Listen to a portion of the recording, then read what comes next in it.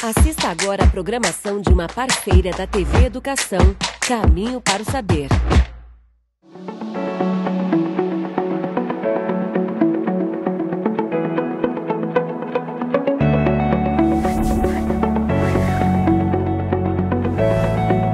Olá pessoal, está começando agora mais uma edição do Educação em Rede, um programa desenvolvido pela Universidade Estadual do Maranhão em parceria com o Governo do Estado do Maranhão por meio da Secretaria de Educação. Para você que não sabe, a nossa proposta aqui é sempre trazer entretenimento, educação e informação para o nosso público, formado principalmente por jovens e adolescentes. E para abrir o programa de hoje, a gente vai tratar de um tema muito importante, muito sério também, que é a campanha Dezembro Vermelho. Você já ouviu falar dela? Essa campanha tem uma proposta aí nacional de prevenção ao HIV, AIDS e outras infecções sexualmente transmissíveis. O Dezembro Vermelho foi criado em 2017 e é um desdobramento do 1º de dezembro, que é o Dia Mundial de Luta contra a AIDS, que é uma data instituída aí pela Organização das Nações Unidas e também pela Organização Mundial da Saúde. As infecções sexualmente transmissíveis podem ser transmitidas pelo contato sexual desprotegido. Segundo o Ministério da Saúde, o país tem registrado anualmente uma média de 39 mil novos casos de AIDS nos últimos 5 anos. Aqui no Maranhão, segundo dados da Secretaria de Estado da Saúde, foram notificados aí 681 novos casos de AIDS no ano passado e de janeiro a junho desse ano foram notificados aí 207 novos casos. Os dados apontam também que 62% dos casos foram diagnosticados em pessoas do sexo masculino e 38% do sexo feminino.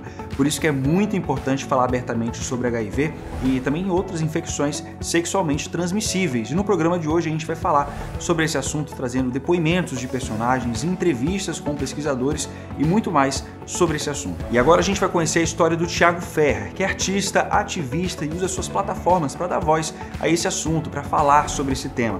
Ele é portador do HIV, atualmente com carga viral indetectável, que para quem não sabe, são as pessoas que fazem o tratamento e possuem carga viral muito baixa e não transmitem esse vírus.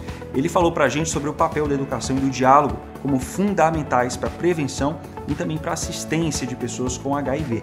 A gente vai assistir essa entrevista agora, que foi produzida pela Tâmara Cantanhede. Em 2017, o Brasil instituiu o Dezembro Vermelho, uma campanha de prevenção e assistência à pessoa com HIV. Por isso, hoje, a Educação em Rede está conversando com o ator e produtor Thiago Ferrer. Ele tem 28 anos, é ativista LGBTQI+, e aos 24 anos foi diagnosticado com HIV. A partir disso, começou a usar as redes sociais para auxiliar pessoas diagnosticadas e falar de prevenção e educação. Oi, Thiago. É um prazer te receber aqui na Educação em Rede. E, para começar, eu queria que tu contasse para a gente um pouquinho da tua história. Então, eu fui diagnosticado com HIV em 2017, né? E para mim, como para a maioria das pessoas, eu acredito que foi um choque pelo fato de, apesar da minha instrução, que não era muita, né? Eu tinha pouca instrução a respeito, eu jamais poderia imaginar que eu seria diagnosticado com HIV, né? Que isso chegaria até mim. E então, por conta disso, para mim foi um choque muito grande. Mas tão rápido que eu tive esse choque, rapidamente também eu parei para pensar de que forma que eu ia lidar com isso, né? Eu tinha 2 escolhas, ou eu ia sofrer e lidar com isso como um martírio, ou eu ia buscar outras formas de continuar, né? De seguir de uma forma menos pesada. E o caminho mais assertivo que eu encontrei de buscar isso, de buscar essa força para continuar, foi buscando instrução mesmo, buscar me informar a respeito do que é conviver com HIV/AIDS. E, Thiago, tu tem um trabalho nas redes sociais e lá tu trata sobre prevenção, né, sobre questões de tratamento, né, da doença. E eu queria que tu falasse pra gente como que funciona isso, como que tu teve a ideia de começar a atuar nas redes sociais.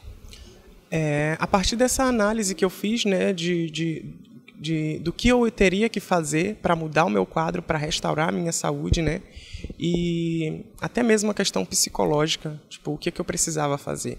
A partir do momento que eu busquei informação, busquei me instruir a respeito para lidar com isso de uma outra forma, eu comecei a ver que nenhum dos meus medos fazia sentido. E isso acabou por me fortalecer. E eu me sentindo forte e também tomando conhecimento de como ainda é o estigma, o preconceito na sociedade de hoje, mesmo passado 40 anos dessa pandemia, né? A partir daí eu comecei a sentir a necessidade de compartilhar isso, compartilhar minha vivência, e para que isso servisse de certa forma como um apoio, né, para as pessoas recém-diagnosticadas, e não só para essas pessoas também, né, mas para as pessoas que convivem com HIV, seja no meio social, familiar, de trabalho, enfim, porque as pessoas que vivem com HIV estão por toda parte. É importante as pessoas que vivem com HIV buscarem essa instrução para se fortalecerem, mas também é muito importante que outras pessoas que não são soropositivas, né, busquem também essa informação, ou tenham um acesso facilitado a essas informações, para que a gente consiga desmistificar um pouco a forma que é tratado o HIV e AIDS no Brasil. Tiago, tu falou de questões psicológicas, né? Com certeza receber um diagnóstico desse não deve ser fácil. E é importante ter formas de lidar com isso, e o teatro veio na tua vida como um suporte, né? Fala um pouquinho pra gente sobre a tua vida e o teatro. Então, quando eu fui diagnosticado, em 2017, tinha menos de um ano que eu tinha começado no teatro. E o teatro me ajudou muito, assim, foi uma dos pilares, assim, de sustentação mesmo para eu lidar com esse diagnóstico de uma outra forma. Além, é claro, do acompanhamento psicológico que eu comecei a fazer logo também. Mas o teatro me trouxe uma fortaleza no sentido de que eu acredito que não só o teatro, mas a arte no sentido geral, ela permite que a gente saia um pouco da nossa realidade e veja o mundo por uma outra perspectiva, que não só aquela da vivência, né? Então, o teatro me possibilitou exercitar isso que eu já fazia em palco, porque no teatro eu vivo personagens, vivo experiências que não são as mesmas da minha rotina, né? Da minha vida pessoal. Então, isso me permitiu que eu visse esse meu diagnóstico de uma outra forma. Eu comecei a analisar como eu estava me comportando, como eu estava sentindo, né? Quais que eram as principais dificuldades que eu estava enfrentando. E, a partir daí, eu fui criando forças para lidar com isso de uma determinada forma. E aí surgiu essa necessidade de também compartilhar isso com outras pessoas, para fortalecer outras pessoas também. Seja com dicas, porque muitas pessoas me procuram para falar sobre o assunto, né? Sobre não só pessoas que foram recém-diagnosticadas, mas pessoas também que têm curiosidade de se informar. E eu compartilho muito de qual foi a minha perspectiva, o meu ponto de vista em relação a isso, né? O que eu fiz para me fortalecer, para continuar otimista e tratando isso esse assunto de uma forma humanizada. A gente vai fazer agora um breve intervalo e o Educação em Rede volta já já.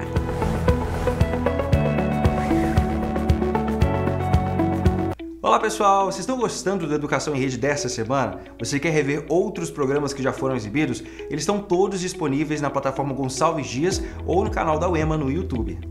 E o conteúdo tem vários temas interessantes que ajudam você a refletir sobre diversos contextos da sociedade. Cidadania, uso excessivo da internet, bullying, racismo estrutural, educação à distância, já foram alguns dos assuntos abordados aqui no Educação em Rede. E aí, que tal revisar esse conteúdo? Então fique ligado e acesse também as nossas redes sociais.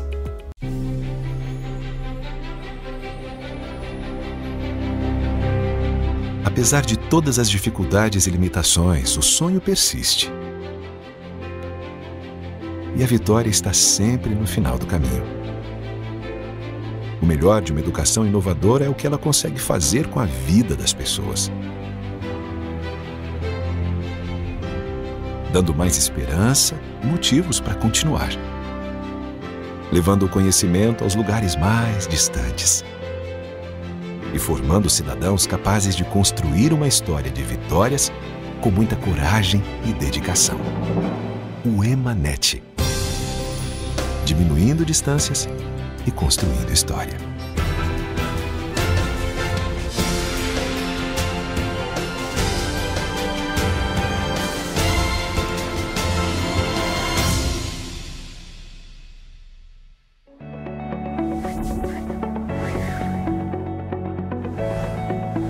O Educação em Rede está de volta e a gente continua aqui o nosso papo com o ator e produtor Tiago Ferrer.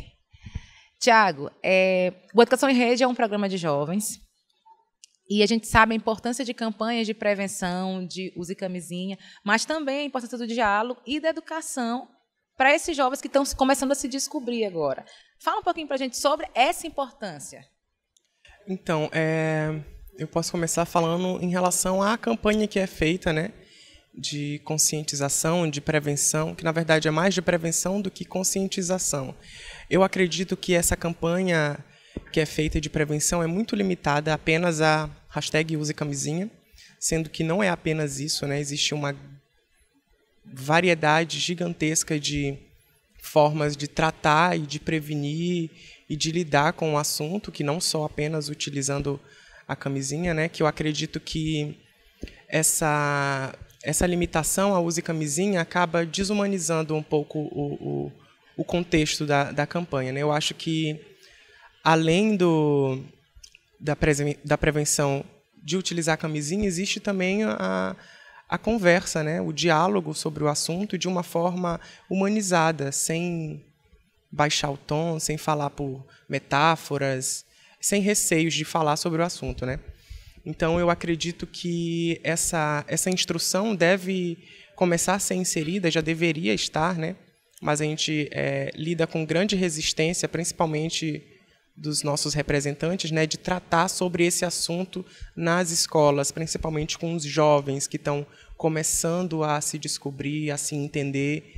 Então, eu acredito que essa instrução para esses jovens é muito mais eficaz do que essa campanha voltada para o público adulto de apenas utilizar a camisinha, né? E, além da questão da prevenção, é muito importante também que se trate sobre o assunto das pessoas que já vivem com o vírus, que são milhares de pessoas.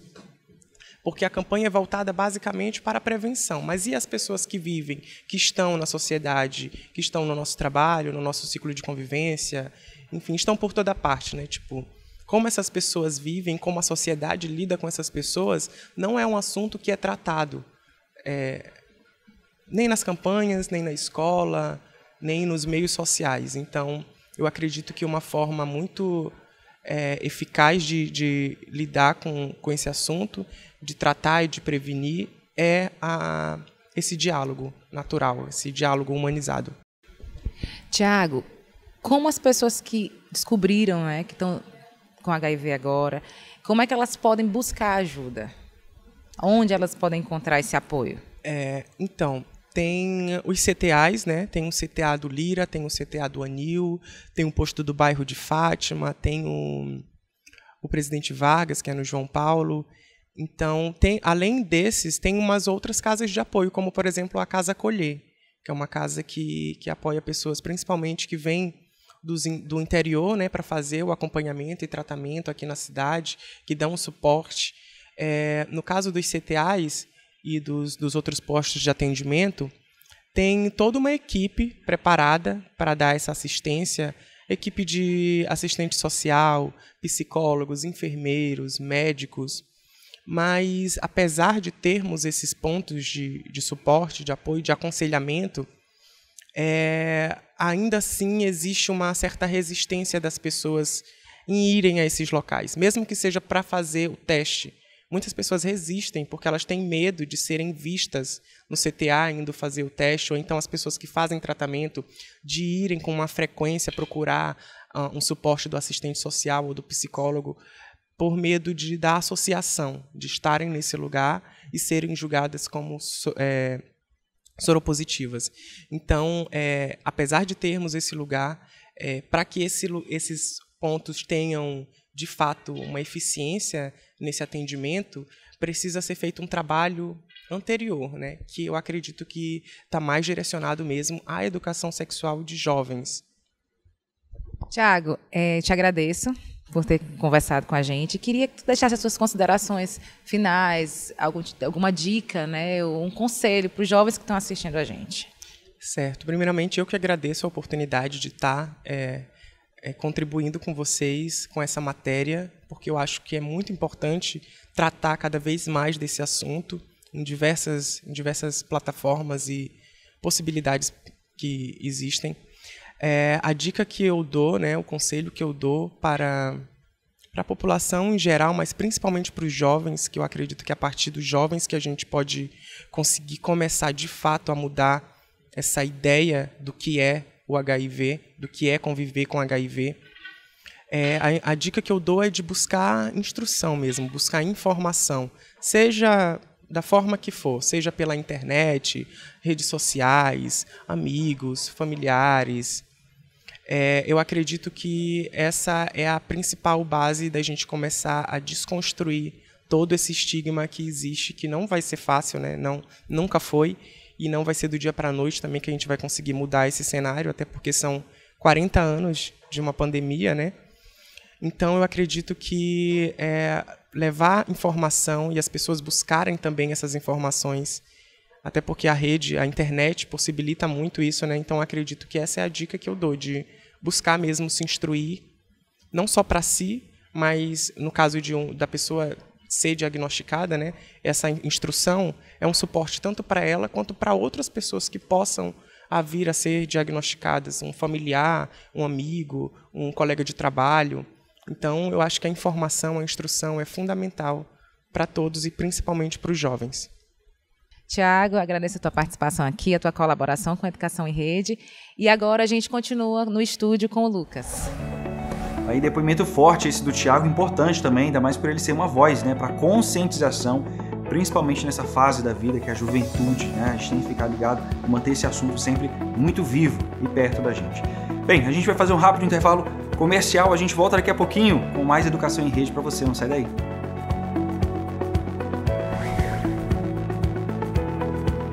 Olá pessoal, vocês estão gostando da Educação em Rede dessa semana? Você quer rever outros programas que já foram exibidos? Eles estão todos disponíveis na plataforma Gonçalves Dias ou no canal da UEMA no YouTube.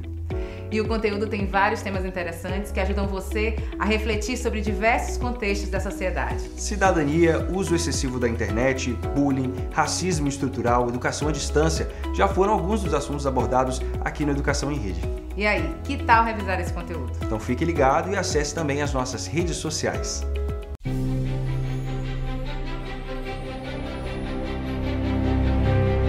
Apesar de todas as dificuldades e limitações, o sonho persiste. E a vitória está sempre no final do caminho. O melhor de uma educação inovadora é o que ela consegue fazer com a vida das pessoas. Dando mais esperança e motivos para continuar. Levando o conhecimento aos lugares mais distantes. E formando cidadãos capazes de construir uma história de vitórias com muita coragem e dedicação. O EMANET. Diminuindo distâncias e construindo história.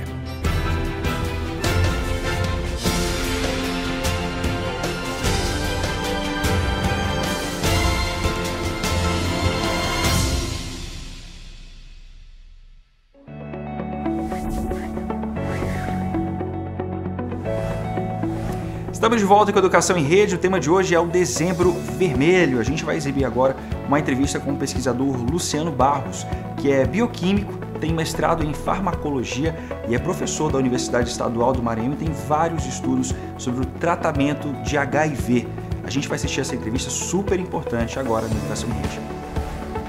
O Educação em Rede dessa semana trata do Dezembro Vermelho, que é uma campanha de conscientização e tratamento do HIV/AIDS. Para isso, a gente vai conversar hoje com o professor Luciano Barros. Ele é bioquímico, mestre em farmacologia, doutor em biologia celular e molecular, professor da Universidade Estadual do Maranhão e possui vários estudos sobre o tratamento do HIV. Olá, professor Luciano. Bem-vindo aqui ao Educação em Rede. Eu que agradeço, um prazer estar com vocês.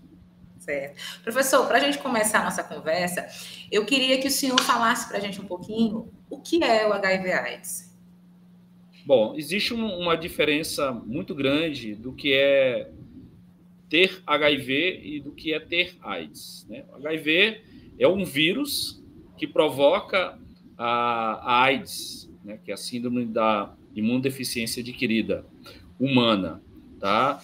E a AIDS, ela só se desenvolve em estágios avançados da doença, quando o vírus já se multiplicou bastante no corpo de uma pessoa, ele destruiu todas as defesas imunológicas desse indivíduo e ele passa a ficar vulnerável a doenças que antes ele conseguiria combater com facilidade, certo? Então, o objetivo do tratamento é evitar que o vírus se multiplique muito no corpo das pessoas, né, para que, assim, ele não possa ter condições, né, de desenvolver a AIDS e assim ficar vulnerável a várias infecções oportunistas. Professor, quando a gente fala do vírus HIV, existe uma coisa chamada carga indetectável. O que é isso?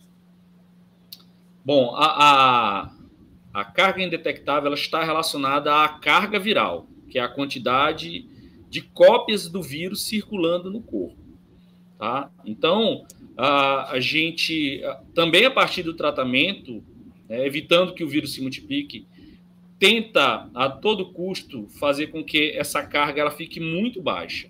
E quando ela fica muito, muito baixa, nós falamos de carga indetectável. Detectável a partir de exames laboratoriais, né, de grande acurácia e sensibilidade. E numa situação como essa, de carga indetectável, né, muitas vezes a pessoa ela não consegue transmitir o vírus, mesmo que ele tenha uma relação sexual desprotegida. Professor, eu queria agora que a gente falasse um pouquinho sobre a evolução dos medicamentos. Desde a década de 80 até hoje, a gente pode falar de uma evolução dos medicamentos. Sim, houve grande avanço, né? Quem lembra um pouco do histórico do HIV, as pessoas que talvez tenham 40 anos ou mais, né, acompanharam a evolução da doença e, junto com a evolução da doença, né, um ponto muito importante, né, foi o avanço que a gente teve no arsenal terapêutico de medicamentos. O tratamento do HIV ele é feito com drogas antivirais, mais especificamente de drogas muitas delas antirretrovirais, porque o HIV é um retrovírus, certo? E talvez uma das primeiras drogas que tenha surgido, ainda na década de 80, foi o AZT, a zidovudina. E nós não tínhamos, naquela época, outras alternativas além do AZT. Então, o tratamento ele era feito só com uma única droga, tá? Ele era bastante ineficiente. Isso fez com que as pessoas que tinham HIV desenvolvessem AIDS e, em virtude disso, uma mortalidade muito grande, que era o que a gente conseguia verificar, perceber naquela época. Ali, pela metade dos anos 90, surgiram outras classes de antivirais, como os inibidores da protease, e o tratamento ele passou a ser feito, via de regra, com 3 grupos de drogas. Tá? Então, o tratamento evoluiu a partir daí, mais ou menos ali do ano de 94, 95, e surgiu o que as pessoas chamam de coquetel anti-AIDS, né? Que é a terapia antirretroviral de alta eficiência. Tá? Então, com o uso dessas 3 drogas, ou dessas 3 classes de drogas, né, o tratamento ele se tornou bastante eficiente, o que permitiu que pessoas vivessem muitos anos com uma carga viral muito baixa. Tá? E essa carga viral baixa, às vezes indetectável, né, permite às pessoas manter uma qualidade de vida muito boa, né? O que tornou o HIV/AIDS, né, quase, as pessoas vivendo com HIV quase que uma doença crônica, vamos dizer assim, né? Então, desde que ela se cuide, desde que ela faça o uso regular do medicamento, né, isso permite a elas ter uma vida quase que normal. Tá? A pessoa ela pode fazer tarefas as mais diversas, praticar exercício físico, né? Muitas pessoas hoje mantêm relacionamento soro discordante. O que é isso? É um parceiro com HIV, outro sem HIV. E mais, né? Poder ter, às vezes, relação sexual, mesmo sem preservativo, quando a pessoa ela deseja ter um filho.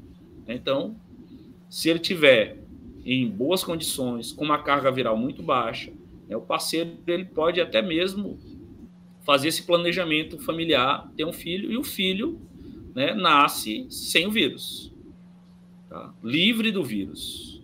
Tá? Mas, claro, reforçando que nesses casos de parceiro soro discordante ou qualquer situação, o ideal é sempre se prevenir, tá? Porque apesar do HIV/AIDS hoje, graças ao tratamento, né, ter essa condição, ainda hoje é uma doença que você não pode baixar a guarda e pensar que está tudo bem.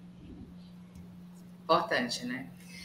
Sim. O senhor tem muitas pesquisas sobre o tema. O senhor acha que já é possível, assim, falar daqui a alguns anos em uma cura?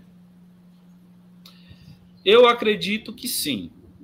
Tá? A gente tem evoluído bastante, tanto no arsenal terapêutico, né? Eu falei de um primeiro momento que aconteceu na metade da década de 90, com novos fármacos, né, que foram incluídos no tratamento, né, que gerou o chamado coquetel anti-AIDS. Esse coquetel ele vem se ampliando, né? Então, o arsenal terapêutico ele vem ampliando, com drogas cada vez mais eficientes, com menor quantidade de efeitos adversos, tá? Então, eu acredito que no futuro, não sei exatamente precisar, se mais próximo ou se daqui talvez a algumas décadas, nós tenhamos aí a possibilidade de ter a cura, e ainda existe a possibilidade também de desenvolvimento de uma vacina, né, mais eficiente. Ainda existem grupos, né, trabalhando aí em várias universidades em busca de uma vacina que seja eficiente para combater o HIV. Professor, o senhor falou agora de vacina.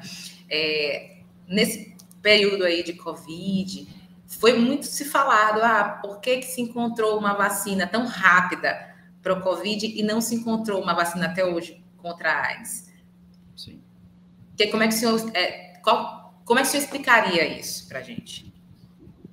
Eu acho que, na verdade, esse desenvolvimento tão rápido da vacina, ele ocorreu em virtude de uma necessidade, né? Sim.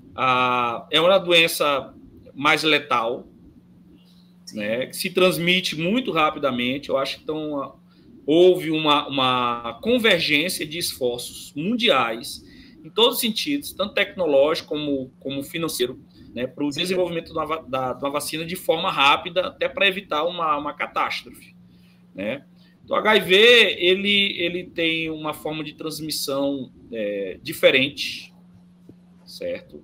Ele é um vírus letal, mas que leva à morte hoje de uma parcela muito pequena das pessoas que têm o HIV, né?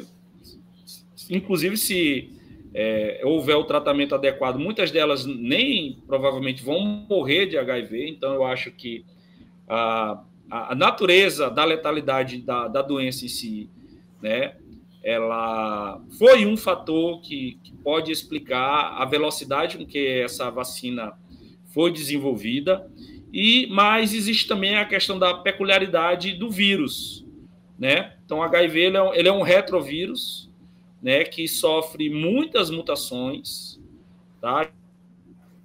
A gente sempre está falando de variantes, né, para a COVID, para o SARS-CoV, hoje em dia, né? O que é essa variante? É uma mutação.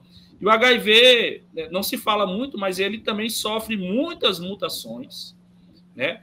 E como ele é um vírus de RNA, até pouco tempo não se tinha muita tecnologia voltada para vacinas que pudessem ter... Ainda hoje não existe, né, no caso do HIV, né? Algo que possa trazer um resultado eficiente. Tá? Então, assim, eu acho que esses fatores, sem falar em outros fatores também, que eu acho que a gente não tem tempo para ficar debatendo aqui, sim, hoje, né, podem ter contribuído para essa diferença, né, temporal com relação ao desenvolvimento de uma vacina. Esses dois fatores, eu acho que foram primordiais, a questão da natureza, da letalidade do SARS-CoV em detrimento do HIV, né, e peculiaridades do próprio vírus, né, também foram fatores importantes para que a gente não tenha até hoje em dia uma vacina tão eficiente para combater a infecção pelo HIV. A união dos esforços, né, fez com que fosse mais rápido. Isso, exatamente, porque assim, o que acontece para o HIV é que ficam grupos, né, isolados trabalhando, né, e não existe talvez uma união de esforços internacional como houve para a COVID. Com certeza.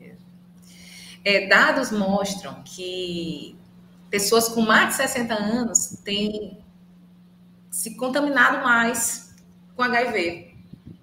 E são pessoas que viram o surgimento da doença.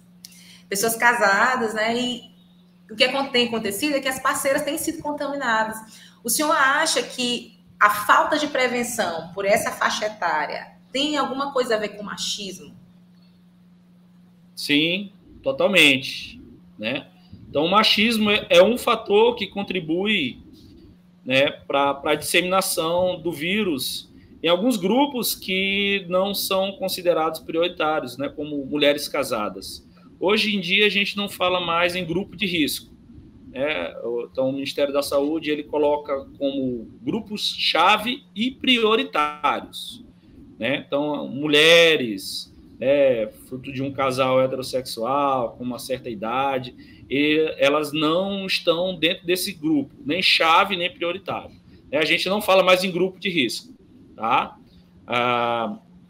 Então, o machismo, né, ou uma falsa impressão que a doença não é grave, não é mais perigosa, porque hoje a gente não tem uma grande letalidade em virtude do tratamento, talvez sejam fatores que contribuam para casos de infecção para HIV nessa população, né, das mulheres casadas. Certo. Professor, em relação a tratamento, uma pessoa que foi diagnosticada, onde ela pode buscar tratamento, informações e apoio? Certo. Felizmente, o tratamento para o HIV e para a AIDS, ele está disponível na rede do SUS, tá? Em vários locais. O local mais adequado para você encontrar o tratamento, né? Existem vários tipos de tratamento, posso falar do tratamento das pessoas que já estão infectadas. Hoje já existe tratamento preventivo, pré-exposição e pós-exposição. É importante se falar dessas outras formas de tratamento, né? Tratamento pré-exposição seria para pessoas que têm um alto risco, que não têm o vírus, mas que têm um alto risco de entrar em contato com o vírus, como, por exemplo, profissionais do sexo, né? Ou um tratamento pós-exposição, né? Então, a pessoa é um profissional de saúde, e aí se acidentou com agulha, ou foi estuprada, ou teve uma relação sexual consentida ou não consentida, você pode ir em busca de um tratamento pós-exposição, para evitar a infecção. E existe o tratamento das pessoas que foram diagnosticadas com vírus, né? Então, como eu falei, está disponível no SUS, né? E existem serviços especializados como o SAI, o CTA, aonde obrigatoriamente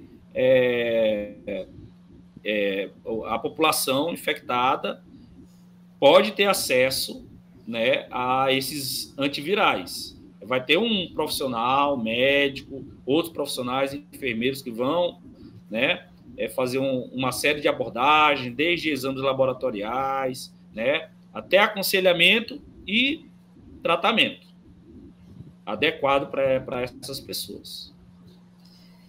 E campanhas de prevenção, professor? Eu queria que o senhor falasse um pouquinho sobre a importância desse tipo de campanha, porque às vezes é um assunto que se fala pouco, né? Qual a importância desse tipo de ação? Bom, a campanha de prevenção, como essa campanha do Dezembro Vermelho e outras, tá, do Dia Internacional de Consciência do Combate ao HIV/AIDS, né, são iniciativas importantíssimas, assim como outras que a gente consegue perceber hoje em dia, que visam passar informações, esclarecimentos a respeito, né, de medidas que são importantes para diminuir vários aspectos, desde a transmissão da doença, né, e até mesmo diminuir preconceitos, no caso do HIV, que é algo extremamente importante, mesmo nos dias atuais, né? Então, é uma doença onde existe uma carga muito negativa, né, principalmente com as pessoas de mais idade, né? Então, assim, essas campanhas elas são importantíssimas para evitar que mais pessoas possam se infectar, que mudem seu comportamento, no sentido de ter uma atitude mais proativa, né, mais positiva, para evitar, assim, a disseminação do vírus, né, e os problemas advindos da infecção pelo HIV. A gente está aqui num programa educativo, né? Nosso objetivo é espalhar o conhecimento, informação. E eu queria que agora, para a gente encerrar o nosso bate-papo, o senhor deixasse uma mensagem para os jovens que estão nos assistindo. Certo. Bom, eu acho que o mais importante, né, a ser dito, né, é que, apesar de parecer que a doença foi controlada, que está tudo bem, existem exemplos de pessoas que vivem muitos anos com HIV, né, dando uma falsa impressão, né, que a doença não é grave, né? Eu quero dizer que não, ela é uma doença grave, né? Como foi falado antes, hoje existem avanços no tratamento, mas isso não quer dizer que a doença ela possa trazer consequências para a vida da pessoa, para o dia a dia, né? Por exemplo, a pessoa ela fica escrava da medicação, né? A pessoa ela tem vários efeitos adversos, né? Ligados ao uso do medicamento. Se ela não fizer o uso adequado do medicamento, ela pode desenvolver problemas ligados ao HIV, inclusive a AIDS, né? Então, assim, a mensagem que fica, principalmente para o jovem, né, se cuide, continue a se prevenir, use preservativo, né? Se você fizer uso, por exemplo, de drogas injetáveis, não compartilhe seringa, né? Então, tente se informar, certo? Vamos tentar reduzir a questão do preconceito, porque o preconceito é algo que mata também bastante pessoas, né? E eu acho que tomando essas medidas a gente consegue evitar problemas, né, uma maior disseminação do vírus, né, em determinadas populações, principalmente no jovem que acha, né, muitas vezes que é indestrutível, pensa que, né, é um super-homem, é uma super-mulher, nunca vai acontecer com ele, sempre acontece com os outros, e isso é uma ideia que pode ser perigosa. Certeza, certeza. A importância da informação e da prevenção, né, professor? Sim. É importantíssimo e eu acho que essas atitudes, né, junto dessas campanhas, elas ajudam bastante no controle, né, a gente ter uma situação um pouco melhor do que já aconteceu no passado, né, no Brasil, no Maranhão, nas cidades, seja na capital, no interior, né? Então, a gente ainda tem, claro, muitos casos, certo? Em virtude de algumas atitudes que as pessoas tomam, né? Com relação a situações como sexo com vários parceiros, né? Sem camisinha, entre outros, mas, paulatinamente, eu acho que essas campanhas ajudam com esclarecimento e informação, reduzindo aí as taxas que já foram... Continuam, claro, né, mas já foram piores, talvez, no passado. Certo. Professor, eu quero agradecer a sua participação aqui, a sua colaboração na Educação em Rede. Eu que agradeço, deixo o meu abraço a todos e a mensagem é prevenção, pessoal, prevenção sempre. Um abraço. Obrigada. Até mais.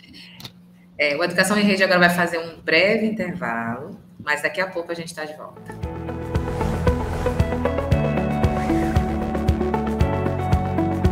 Olá pessoal, vocês estão gostando da Educação em Rede dessa semana? Você quer rever outros programas que já foram exibidos? Eles estão todos disponíveis na plataforma Gonçalves Dias ou no canal da UEMA no YouTube. E o conteúdo tem vários temas interessantes que ajudam você a refletir sobre diversos contextos da sociedade. Cidadania, uso excessivo da internet, bullying, racismo estrutural, educação à distância já foram alguns dos assuntos abordados aqui no Educação em Rede. E aí, que tal revisar esse conteúdo? Então fique ligado e acesse também as nossas redes sociais.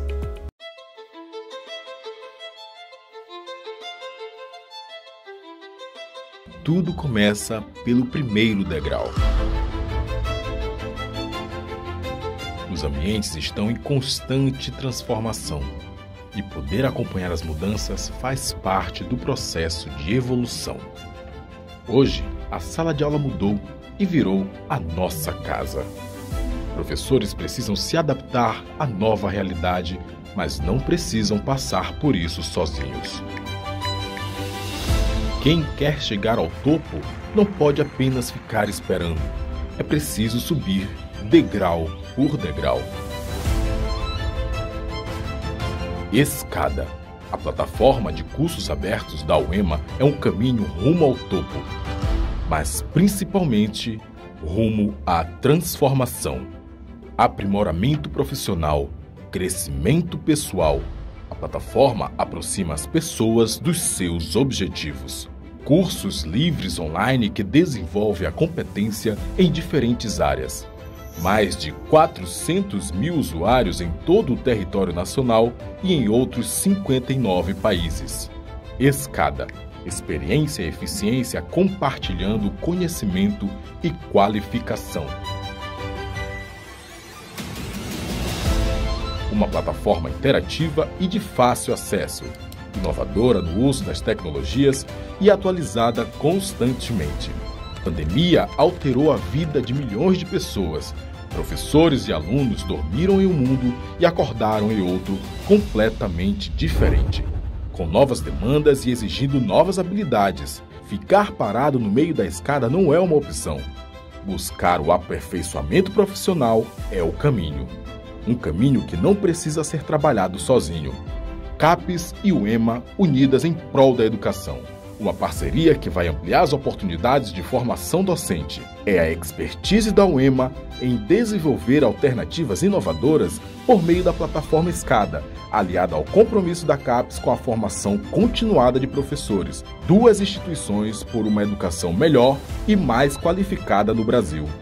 300 mil vagas. 5 cursos especialmente idealizados para os professores, gratuitos e com certificação, com foco na nova realidade que é aprender, trabalhar e evoluir.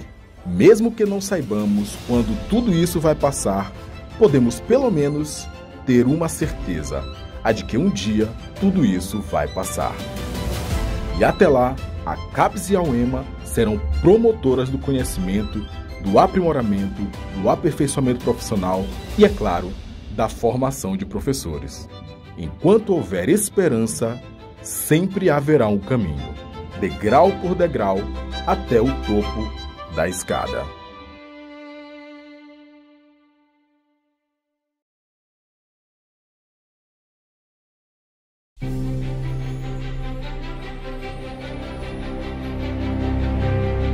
Apesar de todas as dificuldades e limitações, o sonho persiste. E a vitória está sempre no final do caminho. O melhor de uma educação inovadora é o que ela consegue fazer com a vida das pessoas. Dando mais esperança e motivos para continuar. Levando o conhecimento aos lugares mais distantes. E formando cidadãos capazes de construir uma história de vitórias com muita coragem e dedicação. O EMANET. Diminuindo distâncias e construindo história.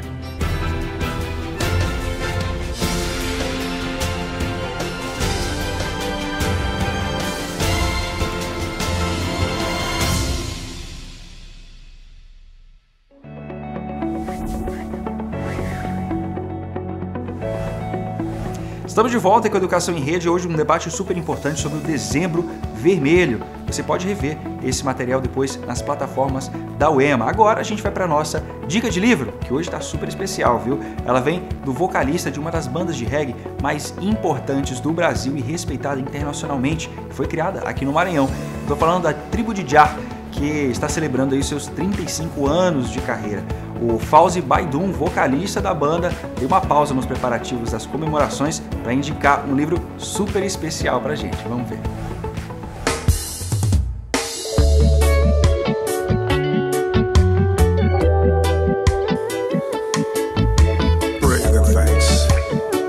Graças e louvores.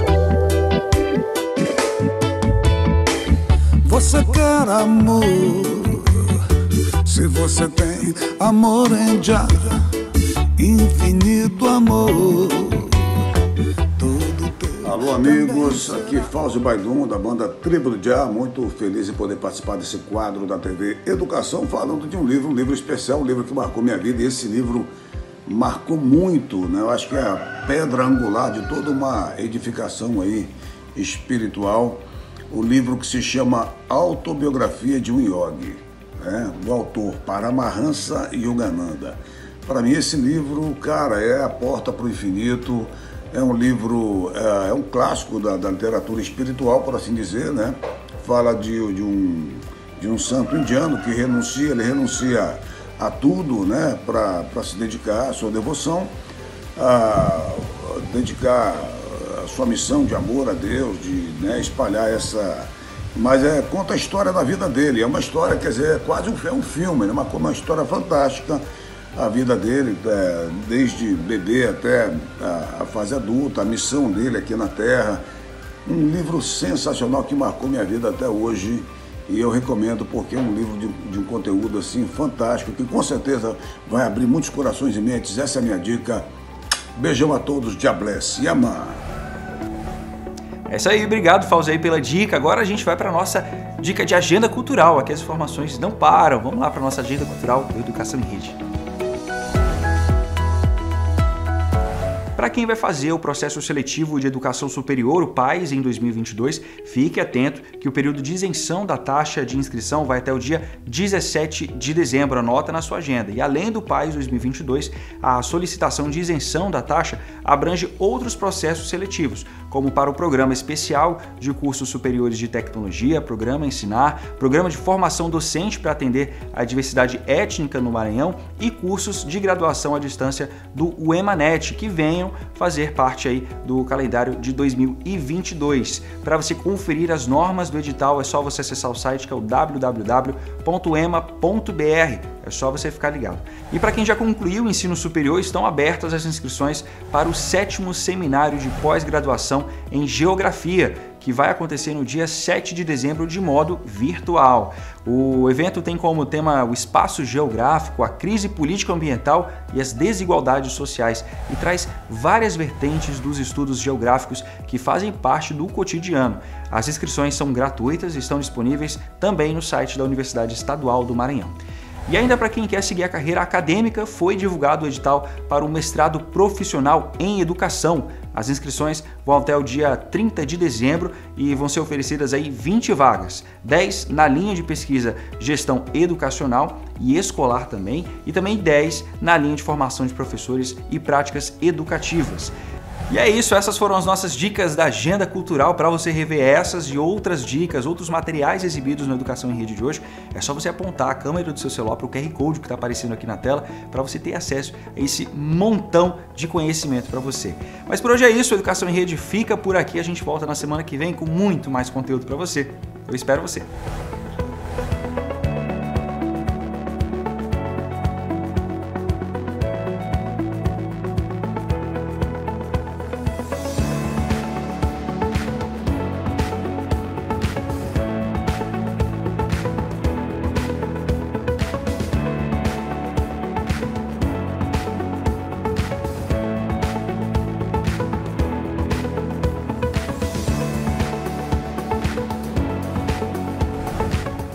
Uma parceira da TV Educação. Caminho para o Saber.